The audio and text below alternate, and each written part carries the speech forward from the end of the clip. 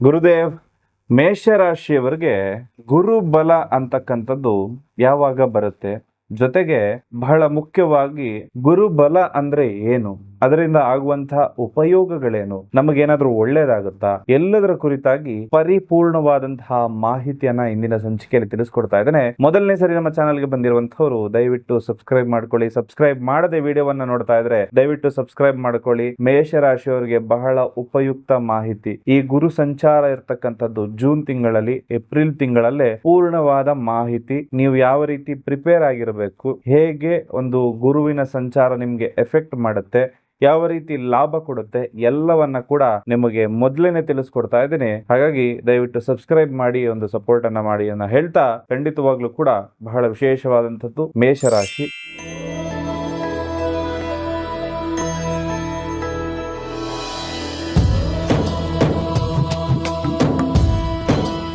ಮೇಷರಾಶಿಯಲ್ಲಿ ಗುರುವಿನ ಸಂಚಾರ. ಮೊದಲಿಗೆ ಗುರುವಿನ ಬಗ್ಗೆ ಪೂರ್ಣವಾದ ಮಾಹಿತಿಯನ್ನು ತಿಳ್ಕೊಳ್ಳೋಣ. ನಿಮ್ಮ ರಾಶಿಗೆ ಗುರುಬಲ ಬರುತ್ತಾ ಅಥವಾ ಗುರುಬಲ ಬರೋದ್ರಿಂದ ಉಪಯೋಗ ಆಗೋದಾದ್ರೂ ಏನು, ನಮಗೇನಾದ್ರೂ ಒಳ್ಳೇದಾಗುತ್ತಾ, ಈ ರೀತಿಯಾಗಿರ್ತಕ್ಕಂತಹ ಪ್ರಶ್ನೆಗಳು ಬಹುತೇಕ ಜನರನ್ನ ಕಾಡ್ತಾ ಇರುತ್ತೆ. ಖಂಡಿತವಾಗ್ಲೂ ಈ ಪ್ರಶ್ನೆಗಳೆಲ್ಲದಕ್ಕೂ ಕೂಡ ಉತ್ತರವನ್ನ ಕೊಡೋಣ. ಹಾಗೆ ಈ ಗುರು ಅಂತಕ್ಕಂಥ ಗ್ರಹ ಏನಿದೆ, ಬೃಹಸ್ಪತಿ ಅಂತಾನು ಹೇಳ್ತಾರೆ. ಇವತ್ತಿಗೆ ಮಿಥುನ ರಾಶಿಯಲ್ಲಿ ಇರ್ತಕ್ಕಂಥದ್ದು ಜೂನ್ 2ನೇ ತಾರೀಕು ಕರ್ಕಾಟಕ ರಾಶಿಯ ಪ್ರವೇಶವನ್ನ ಮಾಡುತ್ತೆ. ಈ ಸಂಚಾರ ಮಾಡಿದಾಗ ಮಿಥುನ, ಮೀನ, ಮಕರ, ವೃಶ್ಚಿಕ ರಾಶಿಗಳಿಗೆ ಗುರು ಬಲ ಅಂತಕ್ಕಂಥದ್ದು ಬರುತ್ತೆ. ಇದು ಗುರುವಿನ ಉಚ್ಚ ಸ್ಥಾನ. ಅಂದ್ರೆ ಕರ್ಕಾಟಕ ರಾಶಿ ಏನಿದೆ, ಗುರುವಿನ ಉಚ್ಚ ಸ್ಥಾನ ಆಗುತ್ತೆ. ಉಚ್ಚ ಸ್ಥಾನ ಅಂದ್ರೆ ಗುರು ಅಲ್ಲಿ ತುಂಬಾ ಸ್ಟ್ರಾಂಗ್ ಆಗಿರುವಂತಹ ರಿಸಲ್ಟ್ ಗಳನ್ನ ನಮಗೆ ನೀಡುತ್ತಾನೆ ಅಂತಕ್ಕಂಥ ಮಾತನ್ನ ಹೇಳಬಹುದು. ಹಾಗೆ ಈ ಗುರು ಕರ್ಕಾಟಕ ರಾಶಿಯಲ್ಲಿ ಯಾವತ್ತಿನವರೆಗೂ ಇರ್ತಾನಂದ್ರೆ ನವೆಂಬರ್ 1ನೇ ತಾರೀಕಿನವರೆಗೂ ಇರುವಂತದ್ದು ಮಾತ್ರ. ಅಲ್ಲಿಂದ ಸಿಂಹ ರಾಶಿಯ ಪ್ರವೇಶವನ್ನ ಮಾಡ್ತಾನೆ ಗುರು. ಅದಾದ ನಂತರದಲ್ಲಿ ಈ ಸಿಂಹ ರಾಶಿಯ ಪ್ರವೇಶ ಮಾಡಿದಾಗ ಕಟಕ, ಮೇಷ, ಕುಂಭ ಮತ್ತು ಧನುರ್ರಾಶಿಯವರೆಗೆ ಗುರುಬಲ ಅನ್ನೋದು ಬರುತ್ತೆ. ಹಾಗಾದ್ರೆ ಯಾವ ಟೈಮಲ್ಲಿ ಯಾವ ರಾಶಿಯ ಒಳ್ಳೇದಾಗುತ್ತೆ ಅಂತಕ್ಕಂಥದ್ದನ್ನ ನೋಡೋದಾಯ್ತು ಅಂದ್ರೆ, ಈ ಒಂದು ಸಂಚಾರ ಸಿಂಹ ರಾಶಿಯಲ್ಲೇ ಇರುತ್ತಾ? ಖಂಡಿತವಾಗ್ಲೂ ಇಲ್ಲ.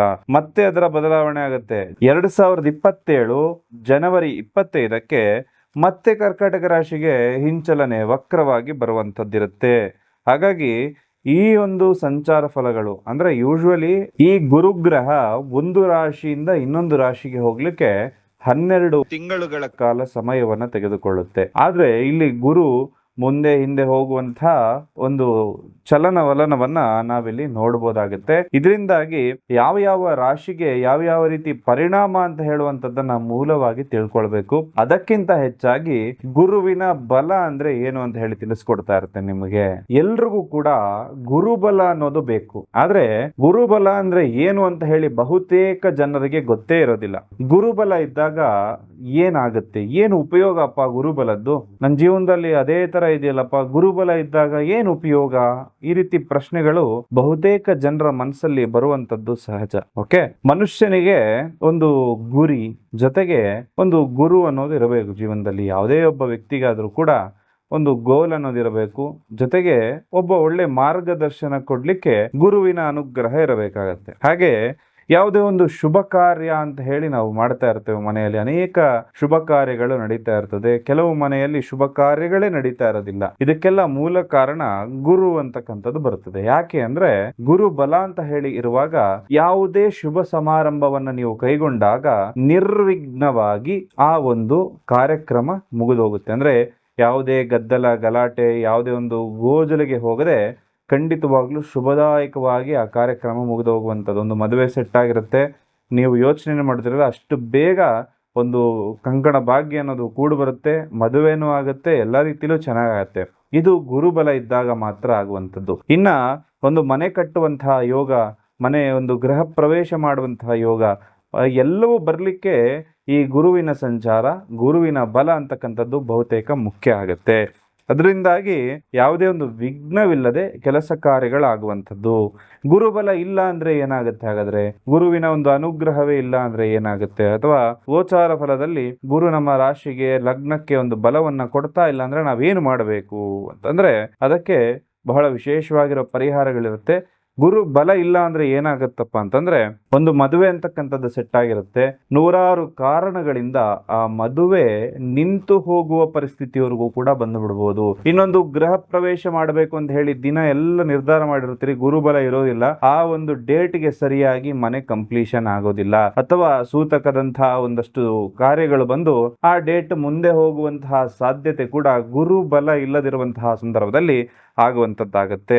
ಈ ಗುರುಬಲ ಯಾವುದಕ್ಕೆಲ್ಲ ಬೇಕು ಅಂದ್ರೆ, ನಿಮಗೆ ಒಂದು ಪ್ರಮೋಷನ್ ತಗೊಳ್ಳಿಕ್ಕೆ ಕೆಲಸ ಕಾರ್ಯದಲ್ಲಿ, ಅಥವಾ ಒಂದು ಹೊಸ ಬಿಸ್ನೆಸ್ ಅನ್ನ ಸ್ಟಾರ್ಟ್ ಮಾಡಲಿಕ್ಕೆ, ಹಾಗೆ ಒಂದು ಮದುವೆ ಅಂತಕ್ಕಂಥದ್ದನ್ನ ಆಗ್ಲಿಕ್ಕೆ, ಗೃಹ ಪ್ರವೇಶವನ್ನ ಮಾಡಲಿಕ್ಕೆ ಈ ಗುರುವಿನ ಬಲ ಅಂತಕ್ಕಂಥದ್ದು ಖಂಡಿತವಾಗ್ಲೂ ಕೂಡ ಪ್ರತಿಯೊಬ್ಬರ ಮೇಲೂ ಕೂಡ ಇರಬೇಕು.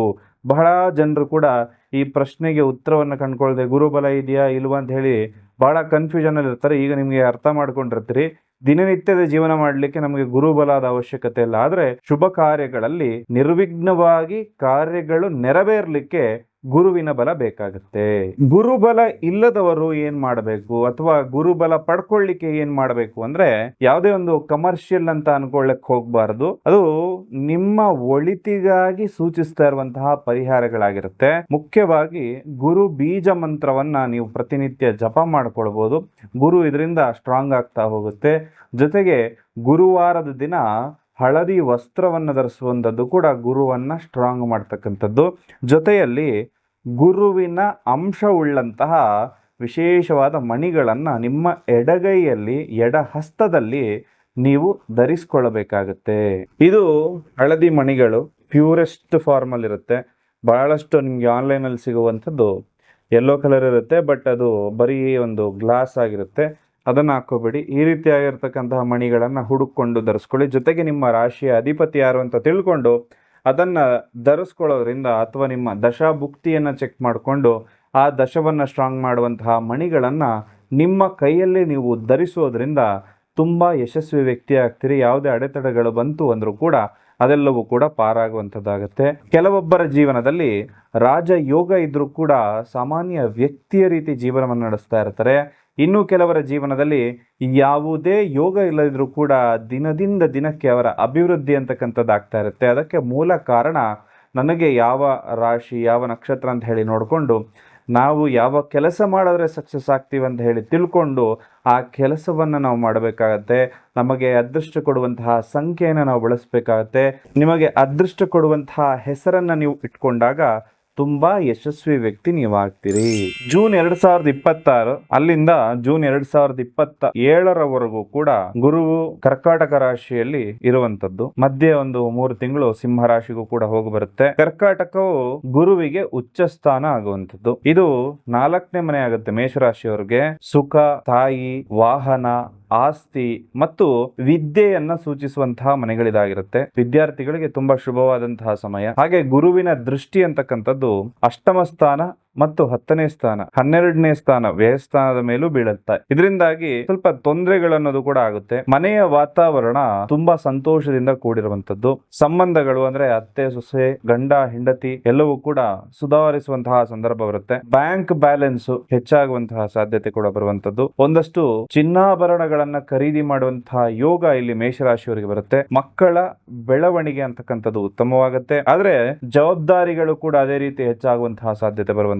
ಆಸ್ತಿ ವಾಹನ ಯೋಗ ಖಂಡಿತವಾಗ್ಲೂ ಕೂಡ ಮೇಷರಾಶಿಯವರಿಗೆ ಬರುವಂತದ್ದು. ಸೈಟು ಅಥವಾ ಫ್ಲಾಟ್ ಏನಾದ್ರು ತಗೋಬೇಕು ಅಂತ ಬಹಳ ಟೈಮ್ ಇಂದ ಪ್ರಯತ್ನ ಪಡ್ತಾ ಇರುವವರಿಗೆ ಖಂಡಿತವಾಗ್ಲೂ ಶುಭ ಸಮಯ. ಹಾಗೆ ಇತರರನ್ನ ನೋಡಿ ಒಂದು ಸ್ವಲ್ಪ ಹೊಟ್ಟೆ ಕಿಚ್ಚು, ಈ ರೀತಿಯಾಗಿರ್ತಕ್ಕಂತಹ ವ್ಯಕ್ತಿತ್ವ ಇರುವವರಿಗೆ ನೀವು ಅದನ್ನ ಬದಲಾಯಿಸಿಕೊಳ್ಳುವಂತಹ ಒಂದು ವಿಶೇಷವಾದ ಸಂದರ್ಭ ಇದಾಗಿರುತ್ತೆ. ಹೊಟ್ಟೆ ಕಿಚ್ಚಿಂದ ಯಾವುದನ್ನು ಏನನ್ನು ಪಡ್ಕೊಳ್ಳೋದಕ್ಕೆ ಸಾಧ್ಯ ಇಲ್ಲ. ಖಂಡಿತವಾಗ್ಲೂ ನಿಮ್ಮನ್ನ ನೀವು ಬದಲಾಯಿಸ್ಕೊಳ್ಳಿ, ಎಲ್ರಿಗೂ ಕೂಡ ಶುಭವಾಗುತ್ತೆ. ಹಾಗೆ ಉದ್ಯೋಗ ಮತ್ತು ಶಿಕ್ಷಣ ಹೇಗಿರುತ್ತೆ ಅಂದ್ರೆ, 10ನೇ ಮನೆಯಲ್ಲಿ ಗುರುವಿನ ದೃಷ್ಟಿ ಯಾವ ರೀತಿ ಬರುತ್ತೆ ಅಂದ್ರೆ, ಸ್ವಲ್ಪ ಒಂದು ಗೌರವ ಸಿಗುವಂತದ್ದು. ಸರ್ಕಾರಿ ನೌಕರರಿಗೆ ಇಷ್ಟವಾದ ಜಾಗಕ್ಕೆ, ಅಂದ್ರೆ ಅವ್ರು ಬಹಳ ಟೈಮ್ ಇಂದ ನಾನು ಯಾವ್ದೋ ಒಂದು ನೀರು ನೆಲೆ ಇಲ್ದಿರೋ ಊರಲ್ಲಿ ಇದೀನಿ, ಬೆಂಗಳೂರಿಗೆ ಹೋಗ್ಬೇಕು ಅಂತ ಯಾರಾದ್ರೂ ಪ್ರಯತ್ನ ಪಡ್ತಾ ಇತ್ತು ಅಂದ್ರೆ, ಅಥವಾ ನಿಮ್ಗೆ ಇಷ್ಟದ ಊರಿಗೆ ಹೋಗ್ಬೇಕು ಅಂತ ಪ್ರಯತ್ನ ಪಡ್ತಾ ಇತ್ತು, ಸ್ವಂತ ಊರಿಗೆ ಹೋಗ್ಬೇಕು ಅಂತ ನೋಡ್ತಾ ಇತ್ತು ಅಂದ್ರೆ ಖಂಡಿತವಾಗ್ಲೂ ಆಗ ಬರುತ್ತೆ. ವಿದೇಶ ಯೋಗ ಬರುವಂತದ್ದು ಅಂದ್ರೆ, ನೀವೇನಾದ್ರೂ ವಿದ್ಯಾರ್ಥಿಗಳು ನೋಡ್ತಾ ಇರುವಂತವ್ರು ಒಂದು ಹೈಯರ್ ಎಜುಕೇಶನ್ ಏನಾದ್ರು ಪ್ಲಾನ್ ಮಾಡ್ತಾ ಇದ್ರೆ, ಅಥವಾ ಕೆಲಸದಲ್ಲಿ ಪರೀಕ್ಷೆಗಳಲ್ಲಿ ಉತ್ತೀರ್ಣ ಪಡ್ಕೊಳ್ಬೇಕು, ತುಂಬಾ ಚೆನ್ನಾಗಿ ಪ್ರಮೋಷನ್ ಪಡ್ಕೊಳ್ಬೇಕು, ವಿದೇಶದಲ್ಲಿ ಸೆಟ್ಲ್ ಆಗ್ಬೇಕು ಅಂತ ಒಂದು ಪ್ರಯತ್ನ ಪಡ್ತಾ ಇದ್ರೆ ಖಂಡಿತವಾಗ್ಲೂ ಕೂಡ ನಿಮಗೆ ಒಳ್ಳೆ ಸಮಯ ಇದೇ ಆಗಿರುತ್ತೆ. ಹಾಗೆ ಆರೋಗ್ಯದ ವಿಚಾರವಾಗಿ ಹೇಳೋದಾಯ್ತು ಅಂದ್ರೆ ದೀರ್ಘಕಾಲದಿಂದ ಆರೋಗ್ಯ ಸಮಸ್ಯೆಗಳು ಏನಾದ್ರು ಆಗ್ತಾ ಇತ್ತು ಅಂದ್ರೆ ಒಂದಷ್ಟು ವೈದ್ಯರ ಅಥವಾ ಹಾಸ್ಪಿಟಲ್ಗೆ ಆಗಾಗ ಭೇಟಿಯಾಗುವಂತ ಸಾಧ್ಯತೆ ಇರುವಂತದ್ದು, ಹಣಕಾಸು ನಿರ್ವಹಣೆಯನ್ನ ಸ್ವಲ್ಪ ಎಡುವಂತಹ ಸಾಧ್ಯತೆ ಬರುತ್ತೆ. ಹಾಗಾಗಿ ಒಂದಷ್ಟು ದೇವಸ್ಥಾನಗಳಿಗೆ, ಹೊರ ರಾಜ್ಯದ ದೇವಸ್ಥಾನಗಳಿಗೆ ಹೋಗಿ ಬಂದ್ರೆ ತುಂಬಾ ಒಳ್ಳೇದು. ಕೇವಲ ನಿಮ್ಮ ರಾಶಿಯನ್ನ ನೋಡೋದು ಬಿಟ್ಟು ಒಂದಷ್ಟು ದಶಾಭುಕ್ತಿಗೆ ಇರತಕ್ಕಂತಹ ಫಲಾನುಫಲಗಳನ್ನ ಕೂಡ ನೋಡಿ, ಹಾಗೂ ಒಂದಷ್ಟು ವೈಜ್ಞಾನಿಕವಾಗಿರ್ತಕ್ಕಂತಹ ರೀತಿಯಲ್ಲಿ ನೀವು ಕೂಡ ಮುನ್ನಡೀರಿ ಅಂತಕ್ಕಂಥದನ್ನ ಹೇಳ್ತಾ, ಜೊತೆಗೆ ಗುರುವಿನ ಅನುಗ್ರಹವನ್ನ ಪಡಿಲಿಕ್ಕೆ ಈಗಾಗಲೇ ಒಂದು ಪರಿಹಾರವನ್ನು ಹೇಳಿದೆ. ಇದ್ರ ಜೊತೆಗೆ ಕಡಲೆಕಾಳು, ಅದನ್ನ ಕಾಬೂಲ್ ಕಡಲೆ ಅಂತಾನು ಹೇಳ್ತಾರೆ, ಅಥವಾ ಬ್ರೌನ್ ಚೆನ್ನ, ಇದರನ್ನ ಖಂಡಿತವಾಗ್ಲೂ ಕೂಡ ಗುರುವಾರ ಸೇವನೆ ಮಾಡುವಂತದ್ದು ಅಥವಾ ಗುರುವಿನ ದೇವಸ್ಥಾನಕ್ಕೆ ಹೋಗಿ ಅಲ್ಲಿ ದಾನವಾಗಿ ಕೊಡ್ತಕ್ಕಂಥದ್ದು ಅತ್ಯಂತ ಶುಭ ಅಂತ ಹೇಳುವಂತದ್ದು ಪರಿಗಣಿಸಲಾಗಿರುತ್ತೆ ಜ್ಯೋತಿಷ್ಯ ಶಾಸ್ತ್ರದಲ್ಲಿ. ಇದನ್ನ ಮಾಡ್ಕೊಳ್ಳೋದು ಕೂಡ ಗುರುವನ್ನ ನಿಮಗೆ ಸ್ಟ್ರಾಂಗ್ ಮಾಡುತ್ತೆ. ನೀವು ಅನ್ಕೊಂಡಿರೋ ಕೆಲಸ ಕಾರ್ಯಗಳೆಲ್ಲವೂ ಕೂಡ ಗುರುವಿನ ಅನುಗ್ರಹದಿಂದ ನೆರವೇರ್ಲಿ ಅಂತಕ್ಕಂಥ ಮಾತನ್ನ ಹೇಳ್ತಾ, ಸರ್ವೇ ಜನಃ ಸುಖಿನೋ ಭವಂತು.